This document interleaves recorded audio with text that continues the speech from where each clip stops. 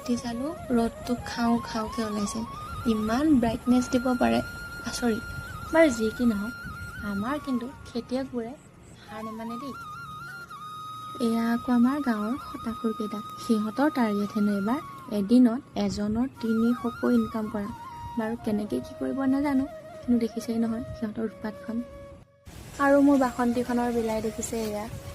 কি ক'ব, আচলতে আমাৰ 3টা ৰাস্তা আছে নামৰ, কিন্তু কামত নাহে। মই ভাবোঁ হিমন্ত মামাই ইমান দান দক্ষিণা দিয়ে চবকে, কিন্তু আমাক কিয় নেদেখে? নাই দিম মামা, এইটো আমাৰ লগত নাইনচাবি হৈছে কিন্তু। ত' হেল্ল' গাইজ, মোৰ এটা নতুন মিনি ব্লগলৈ আপোনালোকৰ সকলোকে স্বাগতম জনাইছোঁ। মাজত দিছোঁ এইটো কাৰণে যাতে মোৰ কথাবোৰ শুনি আপোনালোকে আমনি নাপায়। আৰু মই ওলালোঁ মোৰ ভগা চিগা বাসন্তীখন লৈ কম্পিউটাৰ ক্লাছ লৈ বুলি। নহয়, মানে মোৰ লগৰজনীক প্ৰথমে আনিবগৈ লাগিব মোমায়েকৰ ঘৰৰ পৰা। ইয়াত দেখিছেনে ব্ৰেকআপ হোৱাৰ নিচিনা ৰাস্তাৰ গতি। এওঁৰা আকৌ 2-3জনীৰ পৰা ঢোকা খাই ইয়াত শুই থাকিবলগীয়া হৈছে। কোনো মতে ফোঁফাই যোৱা ৰাস্তাটো পালোঁ দেই।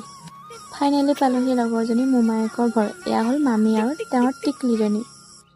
বাইদেউ ভাবিছিলোঁ ঘৰলৈ ওলাই আছে, কিন্তু দেখিছেনে তাই নহয়, ৰীলৰ কাৰণেহে ওলাই আছে।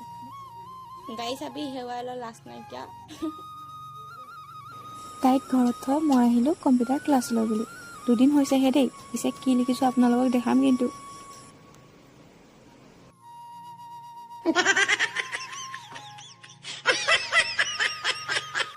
আৰু ক্লাছত মই আজি অকলে, সেইকাৰণে ইমান বৰিং লাগিছে নহয়।